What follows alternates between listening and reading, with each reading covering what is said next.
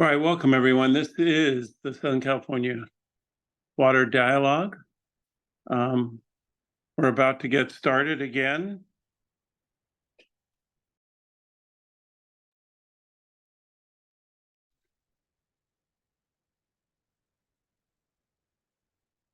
We have a great lineup and great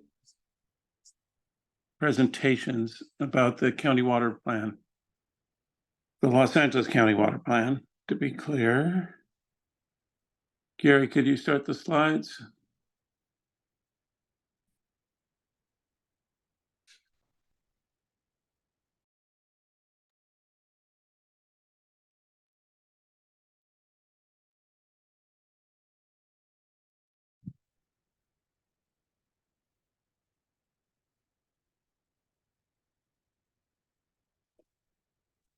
All right, so I'm Connor Everett, Executive Director of the Southern California Watershed Alliance. And it's my pleasure to be co-chair with Dee Zink, who's Assistant General Manager, External Affairs for Metropolitan Water District of Southern California. She unfortunately is in Sacramento today. So I'll be doing the questions and the answers at the end of the program. Next. This is our list of our steering committee, people that volunteer their time and come up with ideas for our program. But we are really reliant on Kathy Caldwell, who's the coordinator, to pull it all together. So I always want to give thanks to her and all the steering committee members. Also for our technical support, both from Joanne and Gary from the Metropolitan Water District. So this is a webinar. You can't see everybody listed on it, but here are our basic ground rules. As you can see, we've all been doing Zoom for long enough now, but if you have any technical difficulties, use the chat feature to let us know. Joanne Carello should answer you. If you're asking a question, please use the Q&A feature and not the chat. I'll be looking for, if people do put questions in, I'll look for them in the chat, but we use the Q&A for that.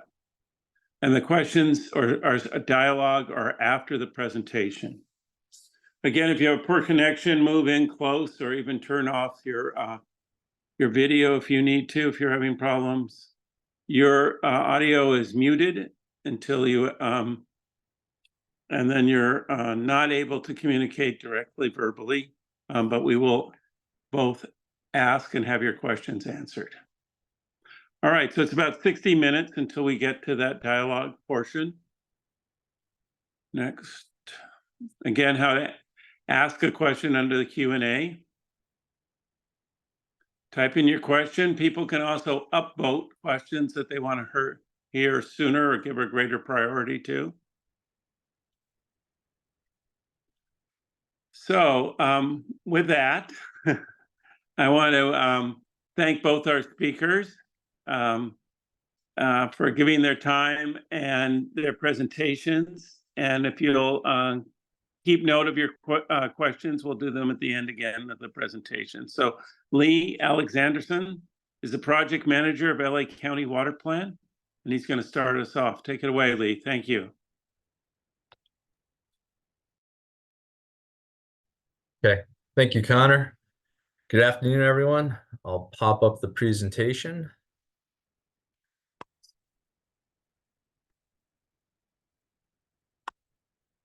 All right, great. So the LA County Water Plan, this was in the works for some time. And everyone will remember, we started thinking back to the previous big drought. There's been lots of droughts. So the first one, 2012 through 2015. So at the end of that one, we realized as a region, we need a plan to get all of us rowing in the same direction. We know there's a state water plan that helps align all the agencies across the state. And so coming out of that drought, we started thinking about how do we become more resilient for future droughts when those occur. And we started thinking, okay, well, what does that look like for the region? And we started moving forward, started thinking about it. And it took some time, but finally the plan really got underway back in 2020. And it was just recently adopted by the LA County Board of Supervisors on December 5th, 2023. And that was a major milestone for the LA County Water Plan. In a nutshell, it's the North Star for water resilience strategy across the region, and it outlines 4 key priorities that as partners and collaborators, we ought to focus on moving forward.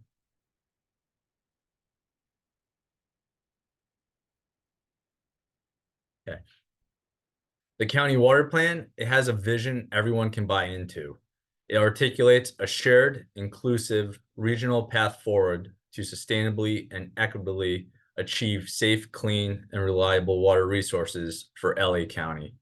And when we talk about the county, it's not what most people tend to think about sometimes in the water world. It's not LA County Flood Control District. It's not just LA County Public Works. It's a county plan. It was adopted by the board, and we worked with many partners to develop this. So it is truly a regional plan for all agencies within the county. And what makes the plan different is it's kind of like a family quilt in a way. So we know we have water infrastructure that's been built over centuries within our region. We have wastewater agencies, we have water purveyors, large and small. We have the flood control district, we have stormwater quality, stormwater facilities. We have the full gamut of agencies that deal with water. And so everyone's built their own portion of the system over the years. And just like a family, not everyone gets along well together, but we've worked together as best as we can. And what we're left with is this family quilt that served the region fairly well. But when we brought everyone together, we started looking at it and we saw that there were some squares in the quilt that were never completed. Some just were ignored or just not noticed. And other parts of the quilt were just so overused that those were some of the areas that we wanted to focus on. And so moving forward with the water plan, it was focusing on those gaps, those missing squares. That's what the value of the plan is. It's not duplicating any of the other previous efforts. And with those efforts, there were many partners involved. There was in 2019, the county adopted its first sustainability plan called Our County. And that was one of the big impetuses to really kickstart the county water plan development in 2020. There's also the Safe Clean Water program that looks at stormwater quality and community benefits to enhance where we live and play. And then there's the other local and regional water resources programs. Many water agencies have their urban water management programs. Metropolitan, we know, has their integrated resources plan. And then with the theme of collaboration and working with others, there's the integrated regional water management program. And we have 3 of those within the county. We have the Greater LA, we have the Upper Santa Clara River, and then the Antelope Valley. So there's lots of really good planning efforts out there. And again, we didn't want to duplicate anything. We wanted to stand on the shoulders of these plans to see further out into 2045. And that's what we did in partnership with our key partners. And then also another important aspect of these plans is to incorporate board priorities that uplift all our communities within the county. So one of the more recent initiatives is climate ready communities. How do we get our local communities prepared for the potential for future big storms, climate change, climate whiplash? We also have the Anti-Racism, Diversity, and Inclusion Initiative. We want to make sure that we're focused on all communities, especially underserved ones, and that they're all getting the services that they deserve. And then finally, Equity and Infrastructure Initiative. As we're developing infrastructure in the future and programs, how do we serve everyone well and fairly? And all these are incorporated into the county water plan. They're woven throughout the entire document. And we wanted to make sure that they were addressed not just via lip service, but they're authentically reflected in the plan itself. And we couldn't have got here without collaboration. And I know that's the title of today's SoCal Water Dialogue as well. And we had plenty of partners to work with through the years. We had the big water agencies. We had LADWP, Metropolitan, AVEC in the north part of the county, LA San, and many other smaller agencies within the basin as well. We were really doing a lot of extensive outreach to make sure that when agencies were participating, we were asking them, what are those gaps in the quilt? Like, where are the squares missing? Because it was important that as a region, we were trying to figure out, as we work collectively together, where's the most bang for our buck.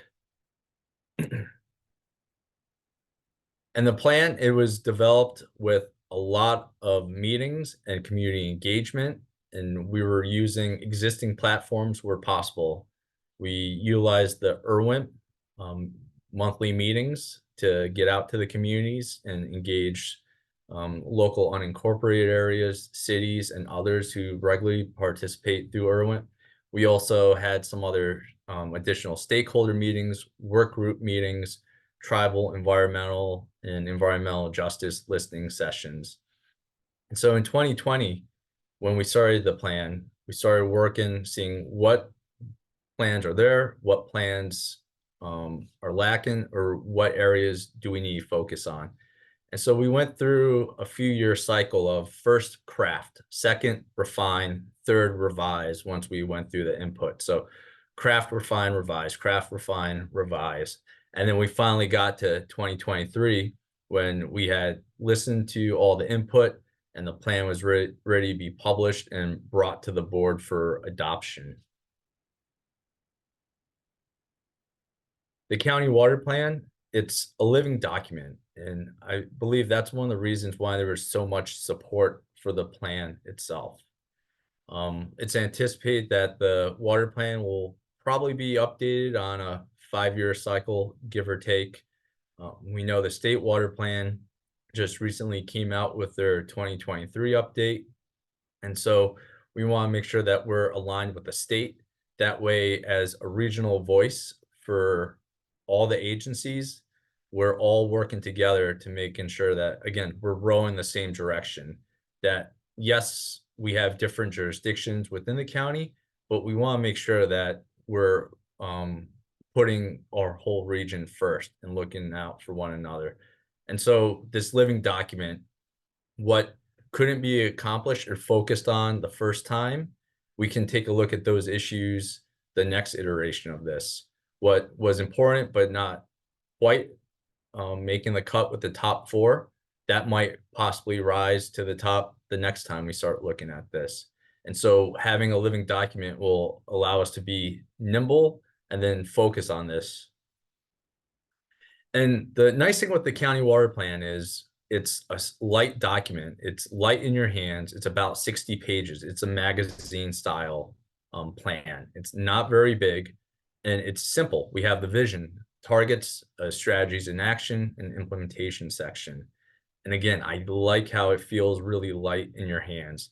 And we do have lots of supporting appendices with the technical information for the engineers and planners who need to go in and verify and pull out the details. But the plan itself is quite accessible for community members, as well as planners, engineers, and then the decision makers that are frequently briefed on all these initiatives as well. The plan elements. So I know every plan out there is crafted slightly different, and they have different definitions for targets, strategies, and actions. And so with the county water plan, I like to explain this as your favorite sports team. I'm originally from New York. I usually like to use lacrosse. I know that doesn't resonate out here as much. So soccer. So let's make that comparison. The county water plan targets, it's like a soccer goal. You know when one goes in, they're easy to track. And within the county water plan, we have 16 of those different targets that have open source data or very readily accessible data that we can get, and we can easily track the progress of the plan. The strategies. So this is where your soccer team is trying to decide how to play defense and offense. It's the higher level approach that the team has taken. Are you playing man? Are you playing zone? Are you playing up? Are you playing back? Playing aggressive? And to know the strategies, you also have to know your opponent. And what we're up against is drought, population growth, climate whiplash. Storms are becoming more intense, but with less over the course of the year. So knowing who those opponents are is allowing us to craft the right strategies for the region. And then finally are the actions. We want to make sure that the soccer players are in the right spot at the right time. Those are the discrete actions that your teammates are taking to get the ball across the goal. And so that's how, at least with the county water plan, how we define those targets, strategies, and actions. All right, now this is where the holes in the quilt come in. After listening to our partners over the years of development, we realized there were 4 key focal areas that we're focusing on this first iteration of the county water plan. The first is regional water supply reliability, and that pertains to the region as a whole. How is our water supply portfolio looking? And you might be thinking, well, that's not really a hole in the quilt. Like we do that, and that's correct. But we also know that we rely on so much water in our area that this is one of those areas that it almost necessary. It's you could say it's kind of getting worn out because there's the infrastructure is aging out in a lot of areas. And so we want to make sure that we're doubling down and focused on regional water supply reliability. Then there's also the groundwater management and quality. That's another area of the plan where, we do utilize groundwater a lot, but we want to make better use of that in the future. We have these magnificent groundwater basins that water doesn't evaporate from them like reservoirs.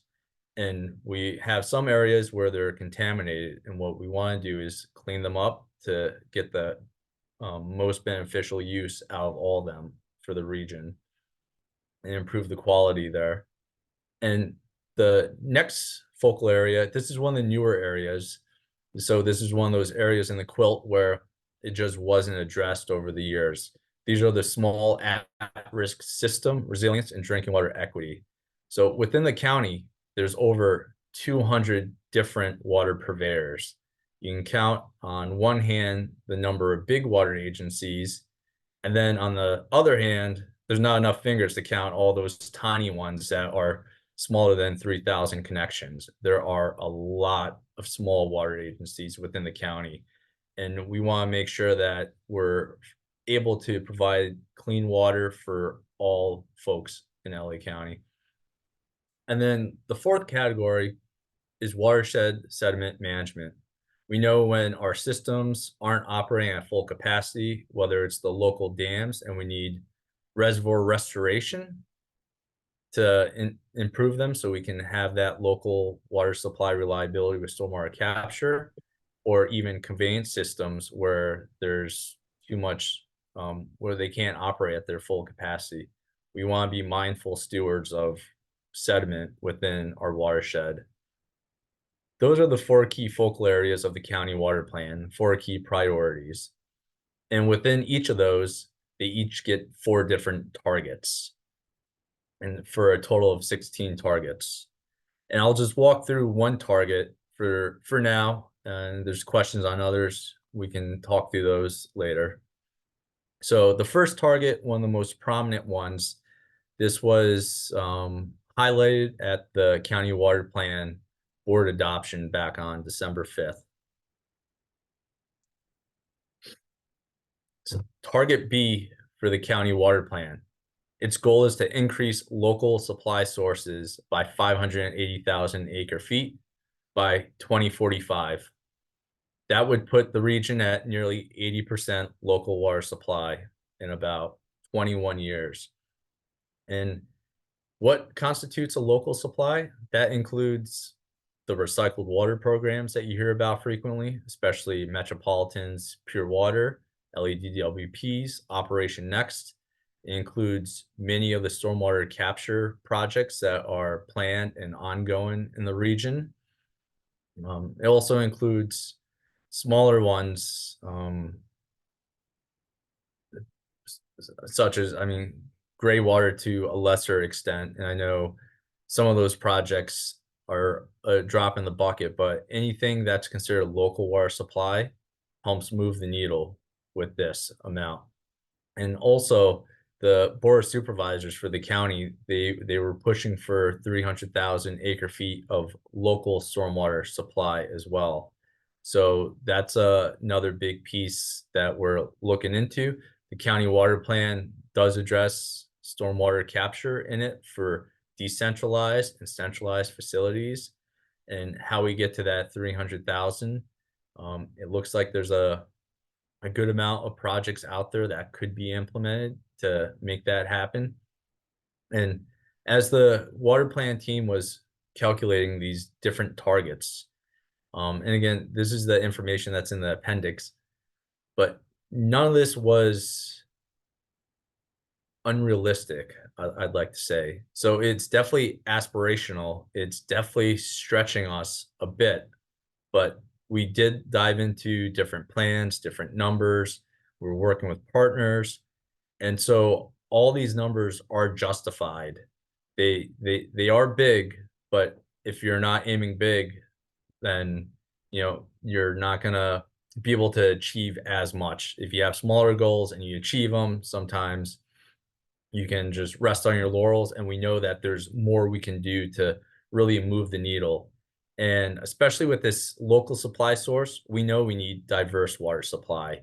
Just like any investment portfolio, you want to make sure that you have enough variety. That way, if there's any type of drought or disruption, that you'll be okay and you'll have that resiliency moving forward. And in the water plan, there's 14 different strategies. There's a variety of them. Some focus on most efficient water use possible. Others talk about groundwater quality. Others are focused on capturing as much rainfall and precipitation as possible. And depending on the target, you can use a different suite of strategies to help move the needle. So for target B, and this happens to be one of the more broad ones as well, which is a good thing since it's also a aspirational target that's achievable. We have a lot of tools in the toolbox. We have these different approaches we can take to help move the needle to get to that 580,000 acre feet by 2045. And some of those projects or strategies that we can use, like strategy 5, pull that out, for example, leveraging regional groundwater storage potential. When we have extra water in the area, if we can bank that, then that will help us be more resilient and get that local supply up to 580,000 acre feet, for example. Okay. And so that was one target that I had wanted to highlight. And as we start looking forward, try and turn the corner to 2045, we have the county water plan strategies and actions. And then we have those other efforts, the shoulders that we're standing upon to see further. We're, again, not duplicating those, but when you sum those up with county water plan strategies developed by our partners, and then embracing what our partners have already developed, then that's how, as a region, we're moving that needle to get to where we want to be towards water resiliency for sustainable and equitable water supply.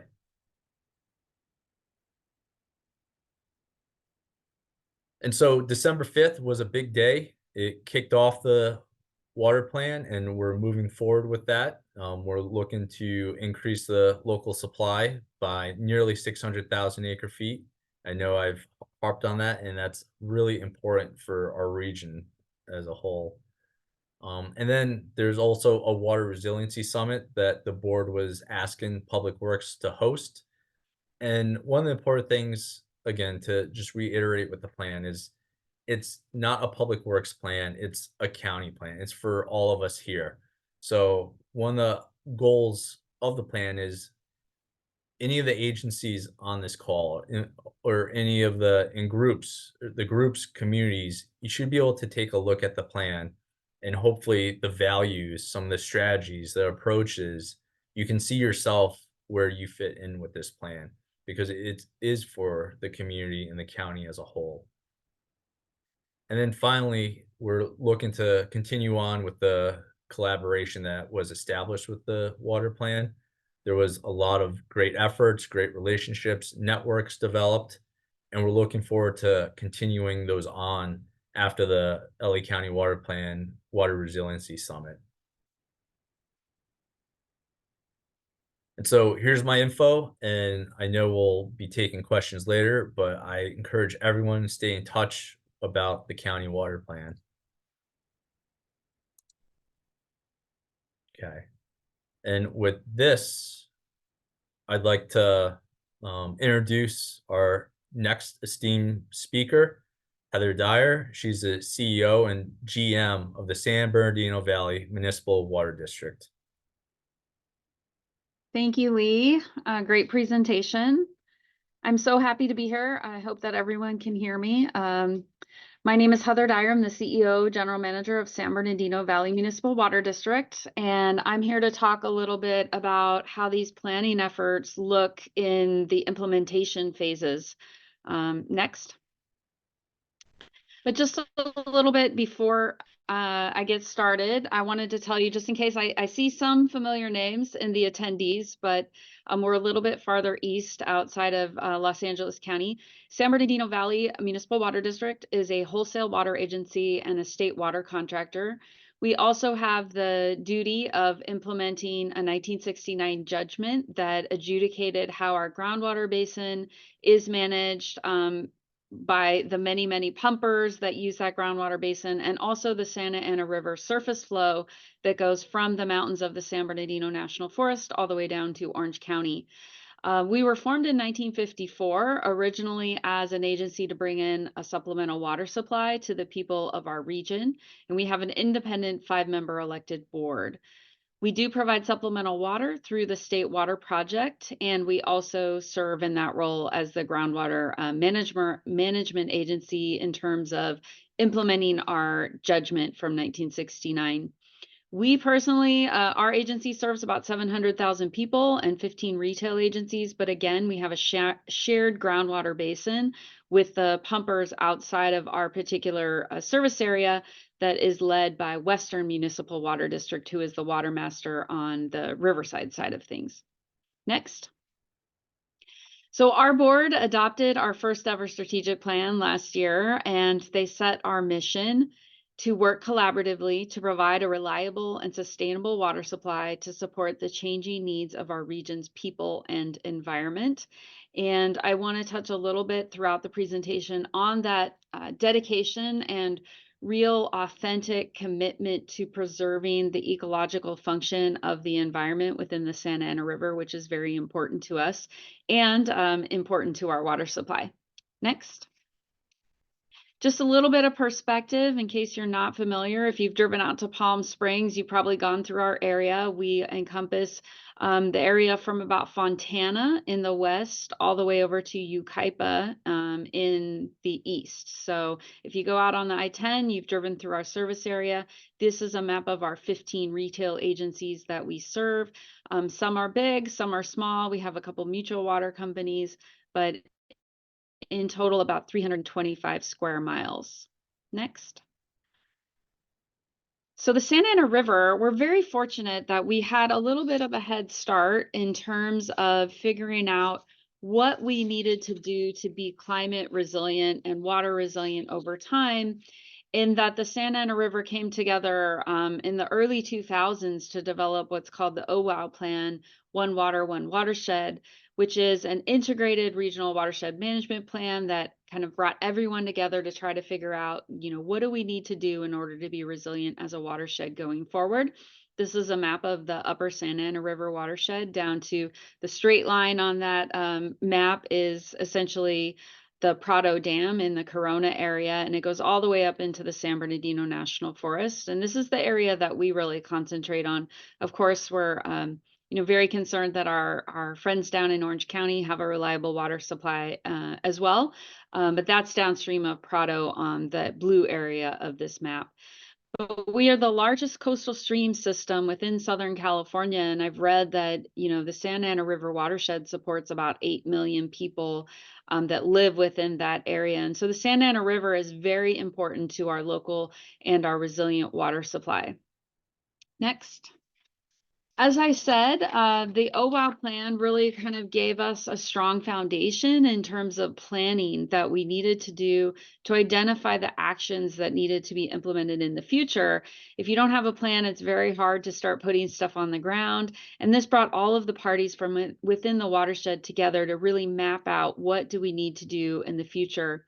And so some of the goals that we were able to solidify through that and other integrated planning processes that we've done is that we know that the future does not look like the past. And, historically, a lot of water agencies have used modeling based on past hydrologic conditions. And we know that while that is a good tool, we also need to be ready to pivot in any given year. And considering the changed climate, we need to be able to shift between imported water supply, local groundwater resources, local stormwater capture, all of those different things are very important to our holistic water strategy. And so these are just some of the things that we count on being able to pivot to in any given year. Obviously using the wet years like we've had of the last couple of years and putting that into storage so that we can use that water during dry years. Storage is our savings account. And if you have a savings account, of course, when you have to draw on it, you want to use it as efficiently and maximize the benefit of that savings over time. And so water use efficiency is that tool that we use to stretch our savings. And then just acknowledging that we absolutely have to use adaptive management. We don't know what any given year will bring. And so we have to have all of those tools in the toolbox and be able to pivot. Next. This is just, I think, such a good illustration of the different changed conditions that we are dealing with in any given year. Drought, multi-year drought. Actually, the Southern California Santa Ana River watershed area has technically been in a drought for over 25 years. If you look at the very wonky cumulative departure from the mean is what it's called, but basically our precipitation levels and our groundwater storage has been declining over time due to lack of local precipitation. So that's one issue we're dealing with. Again, as we've seen in the last few years, giant floods, in some areas of our state, catastrophic flooding as a result of atmospheric rivers that have come into California. So looking at that as one, a challenge to deal with, how do you manage all that water in a given year, but then also how do we maximize the value of that water by putting it into storage so that it's available in the future. And then, of course, in California, we would be remiss if we don't talk about the risk of wildfire to our local and state water supply system. This involves all of, 67% of Santa Ana River water comes off of the San Bernardino National Forest. And as we know, forest management is a very big challenge for our area. And so we have to think about how do we proactively manage that forest so that we can prevent catastrophic wildfire and protect that watershed and all of the ecological services that the National Forest and the state forests serve. This all requires a lot of foresight, a lot of vision, a lot of collaborative planning, a lot of people sitting around the table and figuring out what do we need to do to ensure a reliable water supply to the people and the environment forever. That's my charge. Next. So what does that mean? That really means that we need to diversify. And we like to show this figure because it demonstrates how, just like your, let's say, your retirement portfolio, everyone knows that they need to diversify that between multiple different types of investments so that you can spread your risk around. Very same thing with our water supply. So we're looking at how do we ensure our imported water supply is as reliable as possible. How do we make sure that we are maximizing the value of that local storm flow as it's falling within our region and put it into storage for future use? can we invest in recycled water projects that will put a drought-proof supply into our groundwater basin and be used for outdoor irrigation purposes? And then demand management, which is really that water use efficiency component. How do we make sure that we're letting that savings stretch as far as possible over time? Next. So this is a picture of the California Aqueduct. If you've driven up the 5 freeway, I'm sure you're very familiar with it, but it is the backbone of the California Water Infrastructure Program. And this imported supply that was provided by the construction of Oroville Dam and the aqueduct, it really is a great tool that we can use because, as you know, we can't count on it raining in either Southern California or Northern California in any given year. And so it is the diversity of the system that allows us to have the very dynamic and economically important area of Southern California, functioning in a way that we are an economic engine for, the country and definitely the state. So next slide, please. As the state water contractor, historically, our system was built to be able to capture snowmelt. And this is one of the things that we're really focused on for the future is how do we adapt our system to be able to capture what may not fall as Sierra Nevada snowpack as much in the future as it did in the past. So these are snow surveys being done, and one of the reservoirs that was built to capture snowmelt. But the reality is that we are having more and more events that come as rain rather than snow, and we need to adapt our system to be able to capture that water.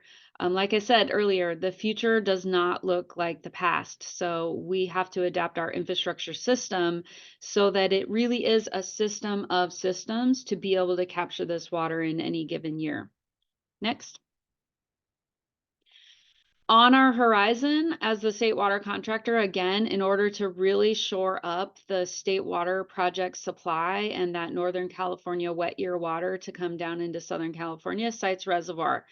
This is a really groundbreaking facility. I forgot to say that I'm actually a fisheries biologist. That is my formal training, and I became the CEO general manager in 2019 of my agency, but I have a strong background in environmental regulation. And this particular project is very important to our long-term water supply for Southern California and really all over the state for all different sectors, Northern California, Southern California, coastal, inland, in that it is an off-stream reservoir that does not impede the migration of any fisheries. It takes water off of the Sacramento River in the very largest years, highest storm flow events, and it stores it via pipeline in this reservoir in Northern California to be released during dry and critically dry years. And this makes a huge difference because it releases water back into the ecosystem. It flows through the Delta area and then comes down to Southern California. So this is a really important part of our portfolio so that we can augment and ensure the reliabilities of our state water, imported water coming from Northern California. Next slide. But we don't want to only rely on Northern California and imported water supply. As we know, there's a large amount of risk associated with that, but also lack of reliability in any given year. And so we need to be able to turn to our groundwater aquifer in terms of pumping the yearly supply that we need to meet everyday demands. So next slide. So coming out of our integrated regional management plan, one of the things that was identified is that we need to make the best use of recycled water. And so we hadn't really built any infrastructure in 2019 when the OWOW plan was adopted. We hadn't really built any recycled water projects, especially for groundwater recharge at that time, but we knew that it was very important to have that drought-proof supply. So this is a photo of our new Weaver Basins, it's called. This is a facility that San Bernardino Valley built in order to be able to receive recycled, highly treated wastewater from several different providers. So the inset picture is actually, we just brought these basins online this year, and this is a project You can see the recycled water recharging into the groundwater aquifer for use by our pumpers. This is about a 60-acre site. In the area around the basins is actually endangered mammal habitat. So we have a very strong charge and desire, and actually truly a need in order to meet regulatory compliance issues, to preserve the alluvial fan and the natural resources around all of our projects. So we set all of that area that you see around those basins is set aside for several different species, but specifically for the San Bernardino kangaroo rat. We are enhancing that habitat so that it will be more suitable to those animals over time, and we are putting that into long-term conservation areas. So this is an excellent example of us collaborating with our regulatory agencies to identify these opportunities where, as a water agency, we can actually improve the environment for endangered and special status species. Next slide. This is an example of another project that we have under construction that came directly out of our integrated regional watershed management planning efforts. This is a stormwater capture project that takes water that is released out of the Seven Oaks Dam in the Highland area, if you're familiar. It diverts the water released out of the dam into a series of canals and basins, which is the schematic that you see in the inset here. Right now there are a few, I think there's 7 existing basins that are historic. They've been there for many, many years and they work great. And so we identified that we needed to expand that facility to be able to take more water and put more water in the ground. So we're building about 20 new basins. This is a picture of one that is under construction and actually has gone online, is taking storm water from the Santa Ana River, Seven Oaks Dam, and putting it into the groundwater aquifer. This is another great example of the collaboration that came out of integrated planning, in that this project is actually co-funded by 3 different water agencies, Western Municipal Water District, my water district, San Bernardino Valley, and Riverside Public Utilities, and some other Riverside entities, as we call them. So it's a multi-agency project. We share the costs based on how much water we get out of this project. But then interestingly, and I don't know that it's been done anywhere else in the state, is if you look at the spaces between the blue bars on this inset diagram, you'll see some kind of natural areas of the aerial photography. That area is actually specifically being restored in collaboration with the wildlife agencies, California Department of Fish and Wildlife and U.S. Fish and Wildlife Service, to be conservation areas for the native species of the alluvial fan. This area has historically been our prime recharge area, but it's also the prime habitat for about 12 different special status species. So as we're building our project, we're also restoring the areas within those, we call them the interstitial spaces between the blue bars. And that area is actually going to be better off because of our project than if our project wasn't built in the first place. So more species will be able to live there. The habitat has been improved. We are managing all of the different threats and stressors to that habitat and putting that land into conservation. So it's a really beautiful example of the synergy that can be created when you work with your regulatory agencies. And so this is essentially what we call a self-mitigating project. Our permits sailed through. I wouldn't say it's easy, but it sailed through as much as it could. We have encountered, we are under construction. Again, this is an area, about 600 acres of impact area within an area occupied by endangered species. We encountered 70 active bird nests throughout the construction so far, and we never stopped work for a day because of the very strong relationship that we have with our regulatory agencies, our permits. You know, we've been working hand in hand with those agencies in implementation, and we found ways to adapt and collaborate on a daily basis so that we can keep constructing these basins, despite it being, you know, bird nesting season, despite all of the environmental constraints. So it's a really good example of how a project can work. Next slide. And you're probably wondering, how are you paying for all this? So another way that we've been able to collaborate, again, through the foundation that was started through integrated planning, was we came together as a region and I said, who could build a project in the next 5 years if you had the money. And so we established this project. It's called Watershed Connect. It's really a funding mechanism where we band together, we bundle projects, and we go out for beneficial funding opportunities. We were able to get approved for about $300 million worth of WIFIA loans for 28 different projects that are going into construction right now. You just saw 2 of them. And so the EPA really recognized that there is synergy by working together. So by saying, if my neighbor builds a project that benefits the resilience and sustainability of our water supply or our energy grid, then we all benefit.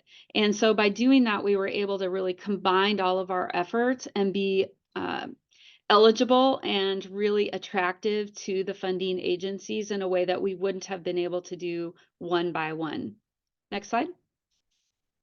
This is just a diagram that we like to show of that Watershed Connect program. These are all of the different projects that are getting built in phase 1, again, through this $300 million WIFIA loan and our local funding contribution towards these projects. We formed a joint powers authority and developed a master agreement with the EPA so that now as agencies are ready to build the projects and are ready to come online, that hopefully we're the first stop for their funding opportunities. And so we've established a really great relationship and just common understanding with the EPA on how we can build these projects in a faster, more economical way. So I think that's another great example of the collaboration that came out of really intentional integrated planning. Next slide. And with that, I know I've overwhelmed you with a lot of information, but I'm happy to take questions, and you can always reach out to me personally if you have more detailed questions. Thank you so much. All right, I want to thank both of our speakers very much, and for their presentations and the background on their local water programs. All right, we've got a series of questions. So again, if you have questions, please put them into the Q&A. Make sure they're actually questions, but I'll read whatever's there. And to start with, we've got a few from Tony Wilkinson. So let me see if I can try to combine them, but he says, for discussion at the end, I'm mystified by how equity and geographic distribution of investments might impact a plan where I would think that geography and hydrology would determine an optimum site locations. Lee? Yeah, so that's a great question. And definitely when we're looking to capture rainfall and manage rivers and flood risk, we're definitely thinking about geography and hydrology, how that all comes into play. And the other consideration with those projects is if we're not trying to negatively impact communities. So if an optimal location is in an area where it could negatively impact a community, maybe we got to start looking at the alternatives a bit more closely. And then also with projects that do have positive impacts, do we need more of those in some of the underserved communities where we can have those community benefits of greening, stormwater capture, urban heat island mitigation, especially with the dense urbanization in the county. And so it's, yes, geography and hydrology does drive projects, but we also want to be very mindful of how do we locate these projects and in areas where we can make sure the communities are being served as well, and we're not telling them what they need. We're listening to them as well. I would add a little bit more in terms of, so one thing that's it's a double-edged sword is that we have many shared assets, I call them. So if you want to think of a groundwater basin as a shared asset, so we have pumpers all the way, our local pumpers who are physically located here, but also there's a series of infrastructure that's been built over, 100 years that takes the water out of our shared groundwater basin and delivers it to the Western Municipal Water District and Riverside and all of those different agencies. And so that's one of the challenges in this integrated planning is if you're sharing a resource, how do you do it equitably? How do you cost share those kinds of things? So in the Santa Ana, we've been able to figure out a way that, we have a strategy where, we figure out like physically what is the value you're getting out of this effort. And we have a regional environmental compliance program called the Upper Santa Ana River Habitat Conservation Program. And that's getting all of the permits for 100 different water projects on behalf of 11 different agencies over the next 50 years. And at first it was really hard to figure out like, oh, okay, so how do you equitably share the costs of that magnitude of a planning process? And so what we figured out is that everyone pays into it based on the water that they get out. So some agencies are 40% and some agencies are 3%. But it's based on the water supply that you get out of that through your projects that you're building. And so we use that model to then apply that to, for instance, our WIFIA loan, our Watershed Connect funding mechanism is you pay into that based on the value that you're getting out. So if your percentage is 40% of the loan that was approved or the grants that we got, then you're paying into the cost of standing up that structure 40%. Some projects, for instance, the stormwater capture project that I showed you, we each have our cost share based on the water that we get out. I'm 72%, Western Municipal on behalf of their parties is 28%. So we always try to figure out our cost share structure and how we're going to build a project or a program based on that equitable share amongst the different agencies participating. Thank you. And WIFIA is a federal loan program as well. Okay. I'll go one more. I think I combined the two from Tony Wilkinson. He asked, how might a regional groundwater recharge strategy affect efforts in the local supply issue? As an example, efforts to commandeer LA's recycled water injection into aquifers might make LA think twice about the $2 billion cost of LAX. Does anyone want to take that on? Well, since I'm not in the LA area, I should pass this over to Lee. There you go. Thank you. Yeah, LA next. I'm trying to think, but I know with regard to the groundwater strategy and local supply, right? Like we do want to be capturing as much of the stormwater that falls, hits the ground, and runs off as possible. And I know when we start thinking about these bigger recycled water projects within the county, there's always the balance of, all right, well, what do we do when it's raining out and we have some of these recycled water projects that are still delivering water, when we have free stormwater that's in our facilities? And I know in the past, the answer had been, well, we prioritize the stormwater, but that's not quite as easy when you have those big projects, which are honestly pretty necessary to secure our water supply in the area and are providing that water supply, whether it's rain or shine, drought or wet seasons as well. So I know our approach to how the flood control district might be operating some of these spreading grounds in the future is definitely gonna be changing a little bit if these recycled water projects do come to fruition. And I would just add, in our area, the answer is all of the above. Like I said, we have to have the diversity of the supply because we can't count on well, recycled water is the only one that we can count on. So for us, we're 27% imported water. We don't know if we're going to get that in any given year. We can't count on it raining. And so we have to invest in both stormwater capture and recycled water supply going into our aquifer so that we can maintain those groundwater levels over time. And that's super expensive. And so the solution that we've come up with here in the Santa Ana is that is a group project. And so San Bernardino Valley, we built the regional facilities that you need to get the water in the ground. We built a regional pipeline and the recharge basins themselves. And then the different wastewater entities. Right now we have 2 that are working on upgrading recycled water facilities to actually create the recycled water. And so they deliver it to us. we provide a financial incentive to them for 20 years to do that. And then we put it in the ground in those facilities that we built. And so, unfortunately, I think the answer is that we do need to invest in all of these different projects. You can't really choose to do one or the other. No, at what magnitude you want to do that, that's a different discussion. But we know that we cannot count on our historical supplies in any given year. So it is a diversity of supply issue that we need to be investing in. Okay, great. So we're going to go to a non-Tony Wilkinson question, and we'll get back to his others.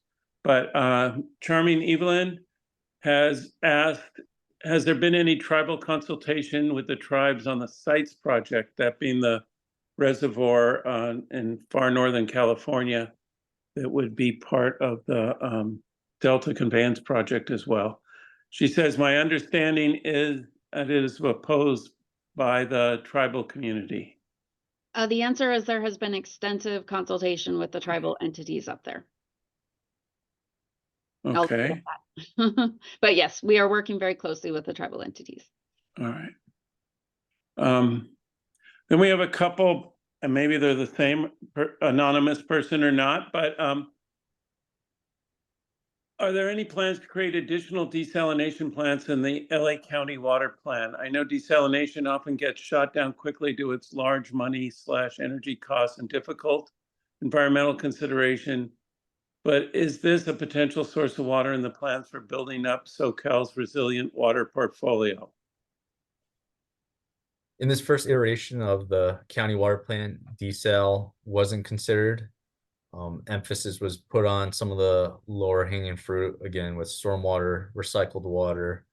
And I know, interestingly enough, I was reading this one book about a leader in desal. So in Israel, they did not really start focusing on desal until they were about 80% of maximizing their recycled water.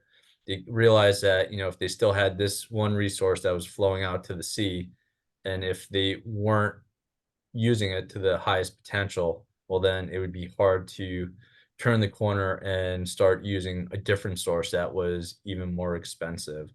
And so, at least for now, it's not in the current iteration, but we do know that diversification of water supply is of the utmost importance in our area. Thanks, Lee. Anonymous or non asked, how many projects are being funded by the 300 million? 27. But Thank you. 300 million loan, and then we have our local contributions Right, through the WIFIA. So in total, 27. there we go. All right. And Paris Swan, Lee, to what extent do you consider the Metropolitan Water District of Southern California or MET supply as reliable, and how much are you planning to spend to increase this reliability supply? Also explain how you want to balance reliability and affordability. The Metropolitan supply, so that's the one arm, right, that comes from the Colorado River Aqueduct. And so when we're looking at our water supply, currently the makeup is 1/3 local supply, 1/3 state water project, 1/3 Metropolitan's Colorado River. And so we're looking to, again, we know the Colorado River's been in a prolonged drought, and what we're trying to do is turn the knobs a little bit so that we eventually get more of that water supply up to 80%. And then again, if we have that higher local supply, then other sources can become a little bit more unreliable. But yeah, I think what's important with the local supply is that when we're talking about the LA region as a whole, we use about 1.5 million acre feet. So local supply is about 500,000 acre feet. That's groundwater, that's stormwater. And what we're trying to do with that is to get that stormwater much higher And that way it gives us more breathing room with those other supplies in those regions. Great, thank you. And Evelyn Wendell for Heather says, excellent leadership, San Bernardino. Oh, what would you like the public to know about your environmental projects and drinking water quality integrity? What are the public outreach programs at your district? What I would like the public to know is that there are tremendous values in the ecosystem services of a healthy watershed. And so that is something that you need to invest in. And we take that very seriously. Like I mentioned, we have a huge 865,000 acre plan area for a habitat conservation plan. And that involves a lot of very strategic investments in, for instance, tributaries restoration within the Riverside area, alluvial fan conservation and restoration within the San Bernardino, mountain foothills areas, and that it's not something that can be an afterthought. That's what we've learned over the last 15 years, I'd say, and that you have to be very intentional in recognizing that water supply is linked with ecosystem health, and that as a water agency and a county and the public, you are part of the solution. And so we have worked really hard to get our 11 partner agencies in the Habitat Conservation Plan to embrace this and to understand that they are part of the solution. And kind of going back to an earlier question, in that you can be really creative when you have enough partners around the table. You can be really creative about those solutions. And what we found is that, like the commenter said, not everyone has a groundwater aquifer available. Not everyone has streams with an endangered fish in it. Not everyone can jurisdictionally work everywhere. And so it really requires that collaboration and that joint effort to do all of those things. And so we've worked out a system where, some of our partners who have the ability to put recycled water into streams that then go into the Santa Ana River, we're able to create habitat, share infrastructure costs for recycled water, meet our judgment needs with that very same drop of water, and sustain the ecological function of the Santa Ana River, all with that one investment. And that's a huge win for the public. And so we're always trying to find ways that by working together and sharing our resources, some agencies bring water, some bring money, some bring land, but together they make the whole puzzle complete. And that reduces costs because we share them amongst many. It increases efficiencies, and we are able to achieve things that we wouldn't have been able to do on our own. And so that's a lot of our effort in terms of public outreach and trying to make a very complicated conversation a little more simple. But I think it all comes down to the fact that the public that we serve are, taxpayers and ratepayers for many different agencies, and that we have to bring that value to them on every single project that we do. And so that's what we're really concentrating on this year, is the foundation of collaboration works, long-term strategic planning works, and it is going to require all of the interests of a watershed or a region working together to bring this value to the public. Good points. Thank you very much.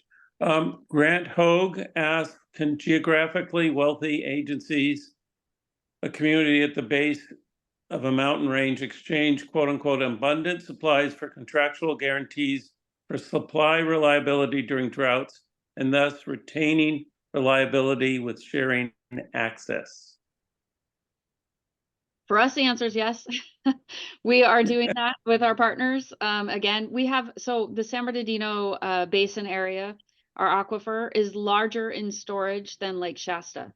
So it has a lot of capacity to store water for future years. So we are working our way through the concept of essentially banking, having outside partners come in and put water in the ground for future use. And also, again, like that example I just shared about, exchanging water from our groundwater basin in exchange for recycled water going into a tributary where we have to sustain an endangered fish population. that's something that we've worked out. You don't have to have the exact resource at the exact geographic location if you can do trades. So we're doing a lot of those creative thinking exercises in terms of getting beyond the geographical and the jurisdictional boundaries of these projects. Great. All right, Lauren Kelly asked, where does the LA Aqueduct fit into the LA County Water Plan? Are there plans to reduce extraction using the LA Aqueduct? Yeah. So the aqueduct in the plan, it's at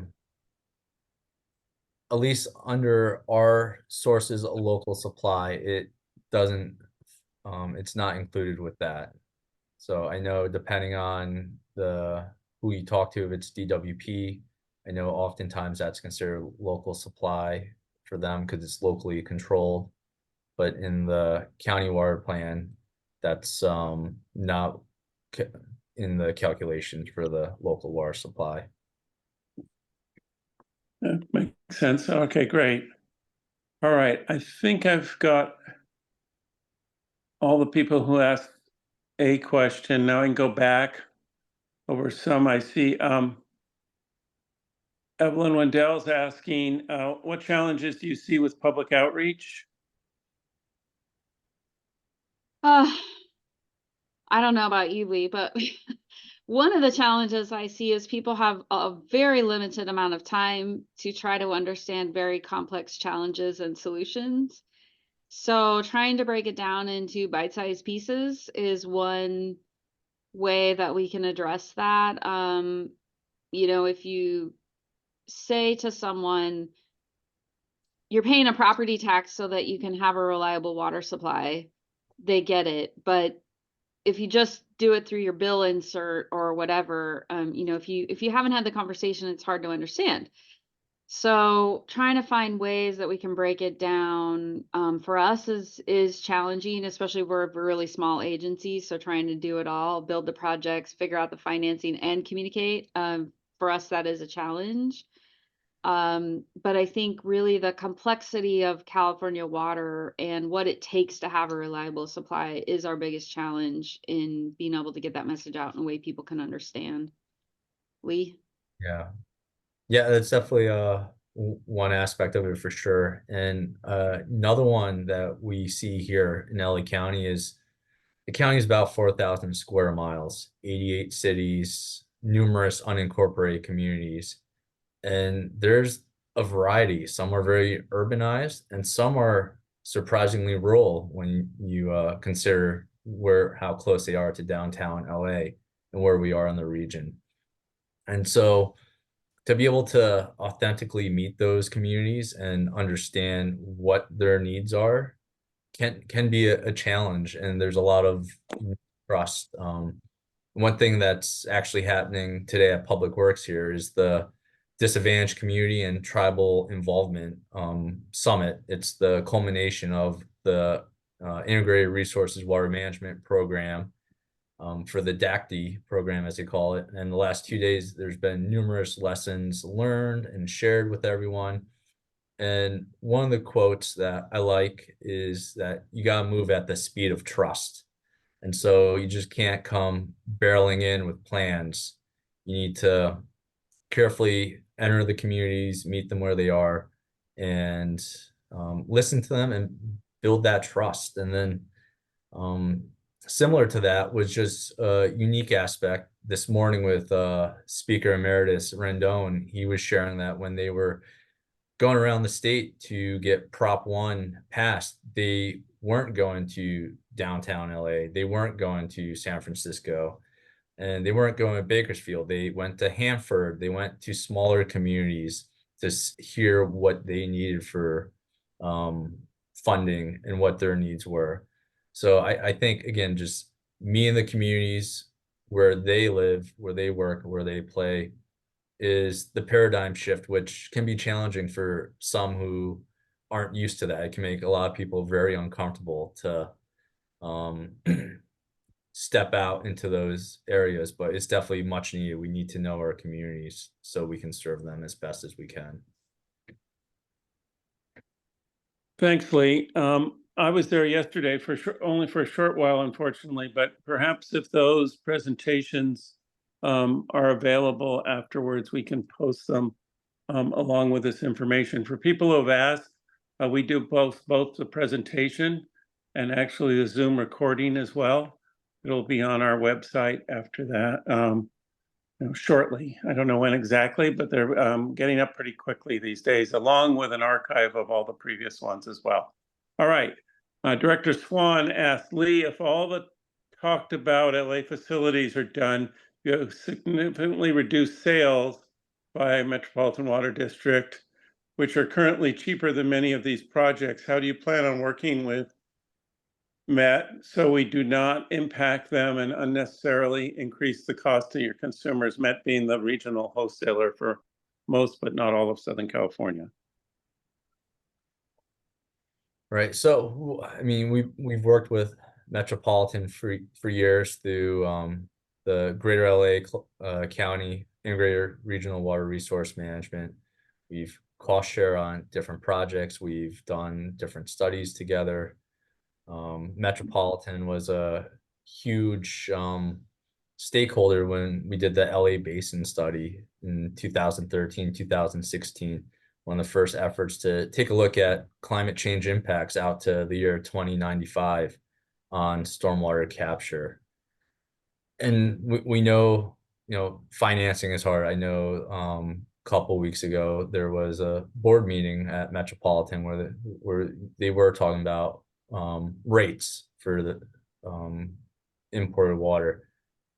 And that's one of those things where we just need to continue that dialogue, because we also want to increase these local projects to have that local reliability, whether it's an earthquake that ruptures the fault, damages pipelines, or it's drought in our area or drought elsewhere. We definitely know that we want to be sensitive to ratepayers and the price they're paying for water. And I'm sorry, Director Swan may have said MODOC as well, but that's outside of your purview, the Municipal Water District of Orange County. Let's see who else we've got. Evelyn Wendell for Lee. Is LA County working with the SAFER program at the state level to support small at-risk system resilience and drinking water equity? And if so, how? So we have been talking with them, not much on the direction of how yet, but as we start ramping up some of these key task forces to move the needle with those 4 key focal areas with the county water plan. We have had some calls with SAFER. We do know about SB 552, which is comes up quite frequently, especially in some of the rural communities within the county. And we're figuring out the roles with that, which, as the county goes, LA County Public Health tends to be the local primacy agency who handles a lot of the small state water systems along with the community water systems. And we're navigating the roles moving forward, because as the flood control district as well, our charge is flood risk reduction and stormwater capture, and that doesn't necessarily work one-to-one for water purveyors and small water systems. And then, but Public Works is big enough, and we do have a waterworks district that serves the Antelope Valley out in Malibu, and then some other pockets of the county as well. So we do have that expertise, but then again, they only operate within their jurisdiction where they can spend their rates. And so we're trying to figure out how best do we use resources we have here with all the various expertise with water. We basically do everything water. We also have a sewer maintenance division as well. And so every aspect of water is in the wheelhouse of Public Works, but there's challenges with the jurisdiction and where we're allowed to spend money and resources. And that is one of those items that's at the forefront of our minds as we start moving forward with the county water plan. Great. Okay, we've got a few people asking all of the questions. So if any of the others of you would like to weigh in, now's your opportunity. I'll go back to Tony Wilkinson, who asked, regarding big gains in stormwater capture, isn't the only way immediate capture and later infiltration? That means, and these are in caps, more and deeper dams in mountain canyons combined with conveyance to nearby aquifers and spreading grounds. Example, Pacoima Dam, did we dig it deep enough? We'll get environmental pushback.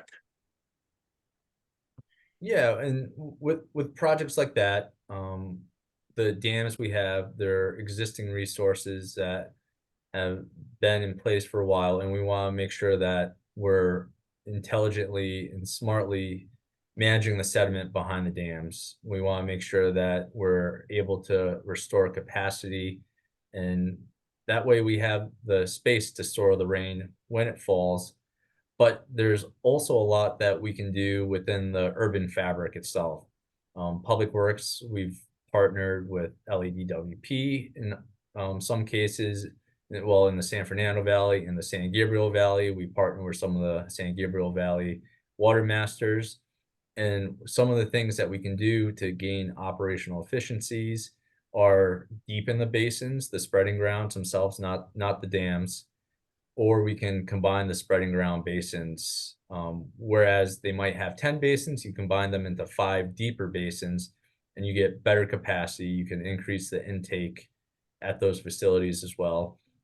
The basin study that looked at the climate projections that we did in 2016, we looked at all the different dams, including some of the Army Corps dams for reoperation. And it was a study, very high level, trying to figure out, all right, if the climate's changing, what are we going to do?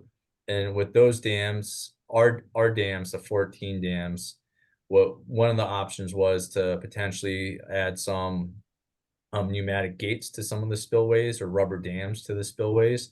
That way, if there's ever high flows and we can just keep another 10 feet behind the dam and slow it down, that can actually add up to a good amount of stormwater capture in the future. And I always remember telling folks that, no new dams are proposed. It's just what we have is what we get. And then how do we make them much more efficient moving forward? But then how do we do more urban acupuncture? How do we increase the perviousness of the LA basin itself?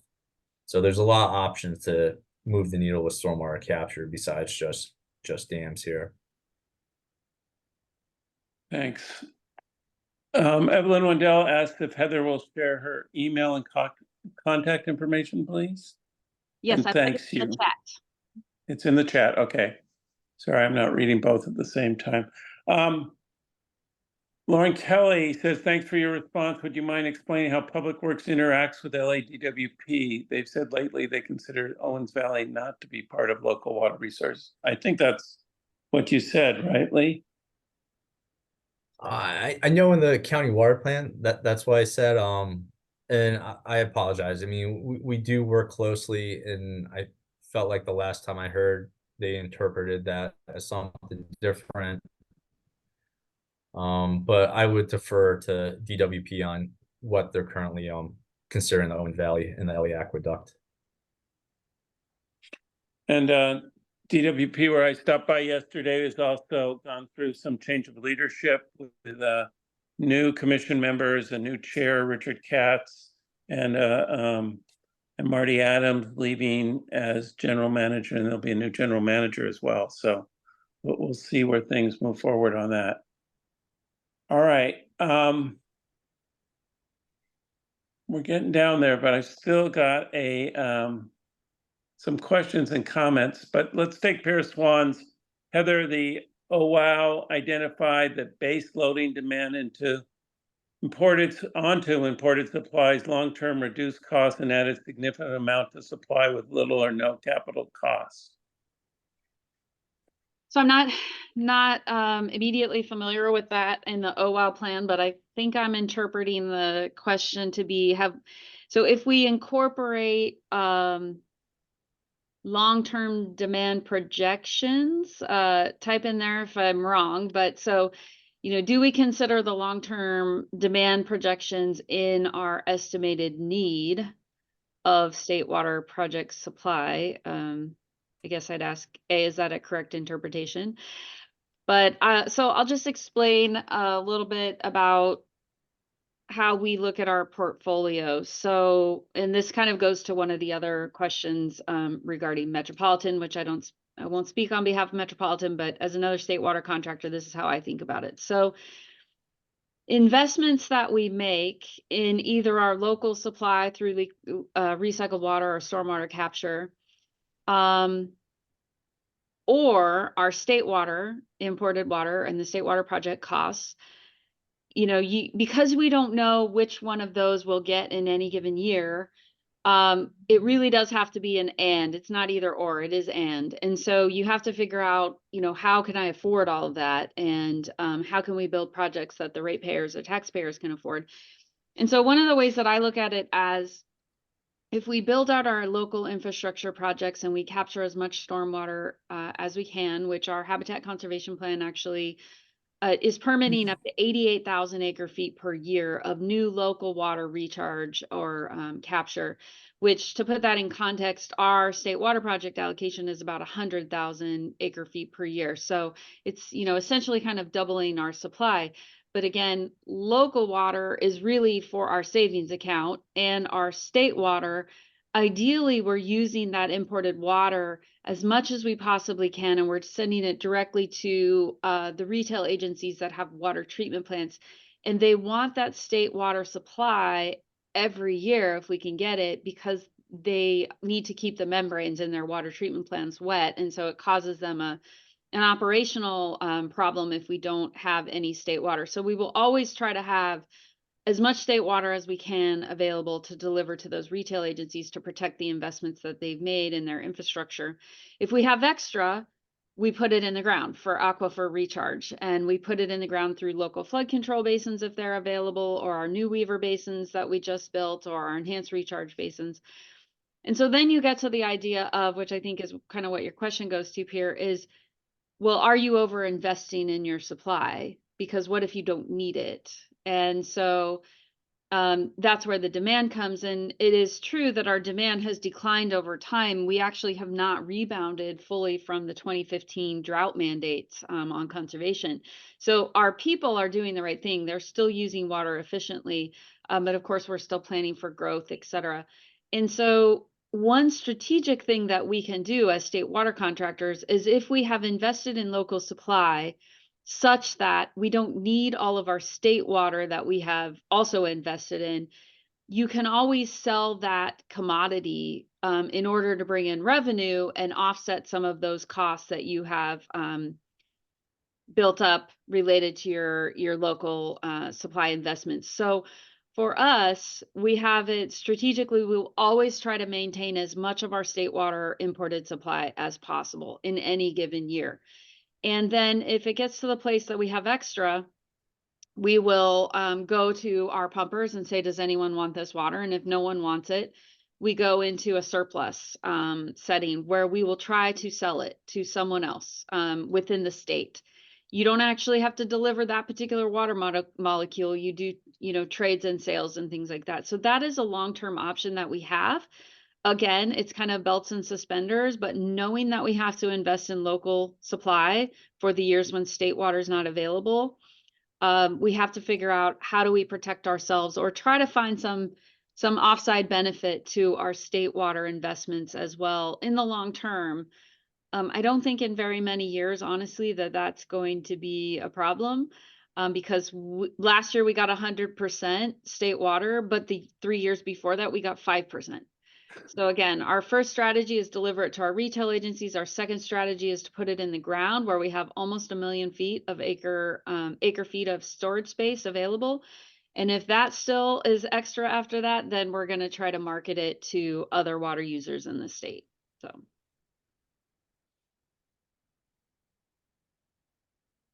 Okay, thank you for that explanation. We're running out of time. We answered Per Swan's question, I hope, unless he has anything else to add to that. please put it in the Q&A.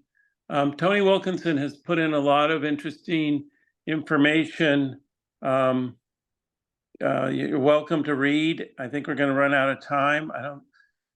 I don't see questions, except you wanted to make sure that we, I'm sorry, just a second here. That we talked about the groundwater recharge in the spreading grounds in the LA City located managed areas. I guess that's primarily San Fernando Valley.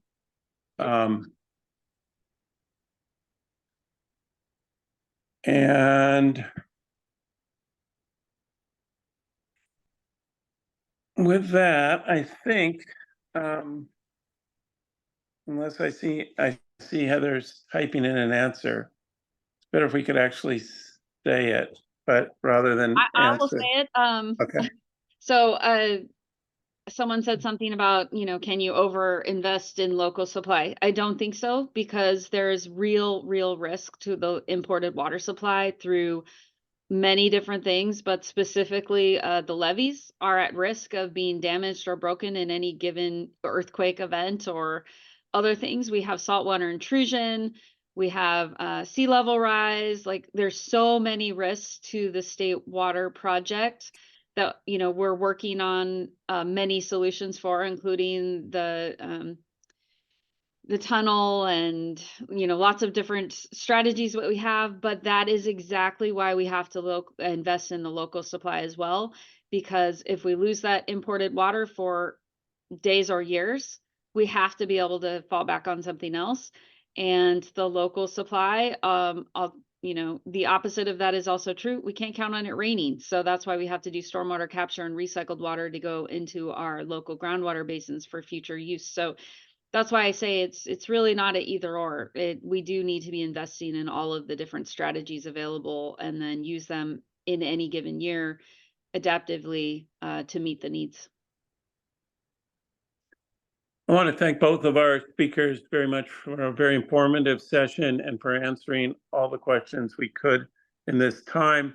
I also wanted to thank all the people who participated and those who got involved in the dialogue as well.